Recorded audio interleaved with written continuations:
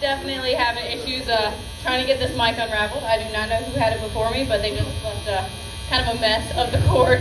So thank you for kind of bearing with me for that little bit while I got that situated. So how are you guys doing today? Hopefully we're doing good. Who all is already sweating? Yes, that's most of us. Well, thank you guys anyways for joining me here today. My name is Bree. I'm a zookeeper here at the park, and I'm going to be feeding some alligators for you guys here today. Now, before I get started doing that, I do have some things to go over. These are just some park rules for you guys to follow. And keep in mind, they are park-wide rules, so just make sure you're following along no matter where you're at here with this today, even after the show concludes, all right?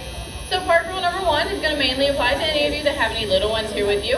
We definitely want everyone to be able to see all the shows and animals and all that cool stuff, but just know that no one is allowed up on anyone's shoulders, on any fences or railings around here, or running throughout the park, all right? Especially near our mountain lions or our hyenas. Okay, so for those specific animals, it is really stressful when people run in front of them. So we just want to make sure that they are just staying nice and stress-free for you guys. And then also the no shoulders, the no fences or railings, is for the safety of your children. We definitely have lower fences and railings around here. We definitely have some dangerous animals around here, so we just want to make sure that you guys, is this working? Oh, kind of maybe. Has it been cutting out? No. Okay, well, it's just me. Anyways, just want to make sure that you guys are staying nice and safe around here. So like I said, just kind of leaving with all the kids you came with, okay? So no shoulders, no fences or railings, no running for anyone. Thing number 2 is that we do ask everyone to be nice and respectful to all the animals you're seeing around here. This is their permanent home for the most part, so we just want to make sure that they're just living nice, long, happy, comfortable lives here with us. So more or less what I'm wanting from you guys is to just kind of use your head around here, okay? Obviously following all the signs and not doing anything you probably know you should not be doing. So anything along the lines of like poking, touching, taunting, feeding, things like that, obviously please do not do. Anything that gets your reaction out of our animals, please do not do. Just because it just causes stress for them, that just shortens their lifespan, causes sickness and illness, which we obviously don't want. So like I said, just be nice and kind and respectful and use your head around here. Other than that, that is kind of all that I have. So does that sound good for everyone? Mm-hmm. Yes? All right. Well, I kind of was banging my bucket earlier, kind of calling over some hungry customers, hopefully. So I'm going to go ahead and get started for you guys. So what you guys are seeing kind of below me is the American alligator. Now, the American alligator is one of only 2 species of alligator found in the entire world. All right, there's only the 2. So the only other one you will ever see is going to be the Chinese alligator. Now, the Chinese alligator we do have here at the park. We have some up front for you guys if you've not already seen them. But that is the only other species out there. So when scientists were naming these only 2 species, they made it absolutely very easy for us to figure out where at the world these guys are naturally found. So of course, Chinese alligators are only going to naturally be found there's a bee following me, only going to be found over in China, and then the American alligator is only going to be found here in the United States of America. So super easy, right? Now, obviously, I am going to focus on the American alligator just because it is the one that I'm feeding. It's the one that you guys are looking at. So yes, American alligators are naturally found here in the U.S., but they are not found everywhere, all right? So you can really only find the American alligator in the southeastern portion of the U.S., all right? If you do not know where we're all standing at right now, guys, it is the southeastern portion of the U.S., so you can absolutely find American alligators. I already fed you. Absolutely find American alligators naturally here in South Carolina. You can also find them up in North Carolina, all the way down to Florida, and then as far west as about central Texas, okay? So basically what these guys are searching for that kind of perfect environment is going to be somewhere that is nice and hot and humid. Now we are all standing here today in a hot and humid environment. So that kind of makes a point that this is their natural environment, right?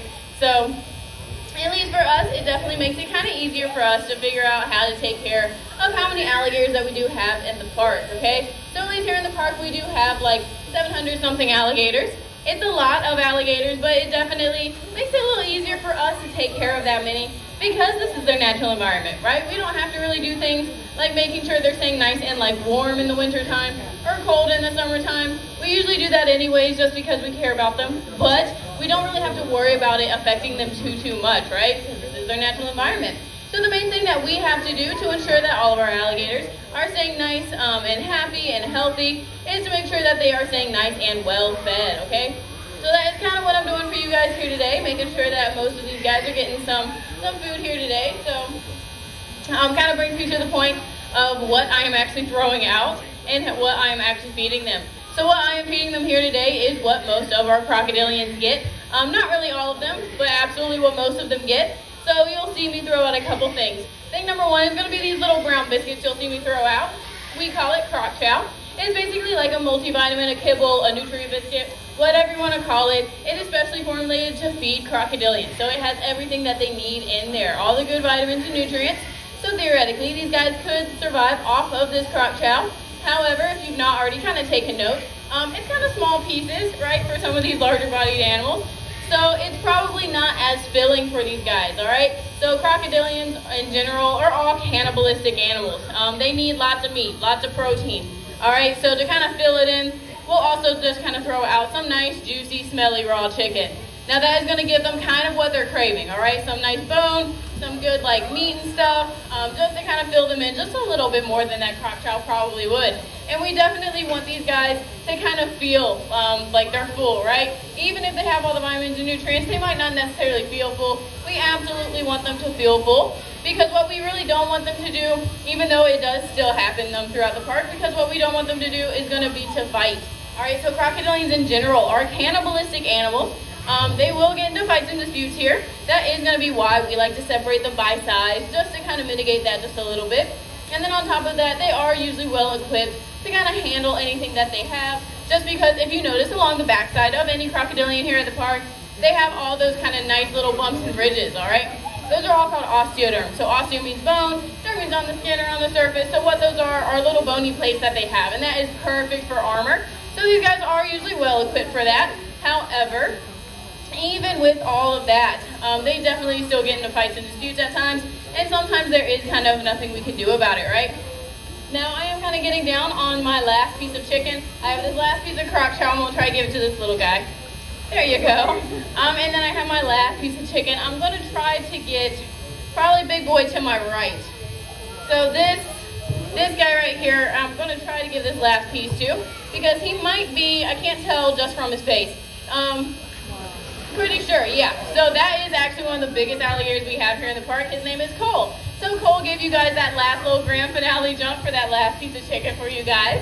So since I am all out of food, oh, you're already clapping, thank you. So since I am all out of food, that is going to wrap it up for me here today, guys. Now, if you did not catch our last reptile show, our next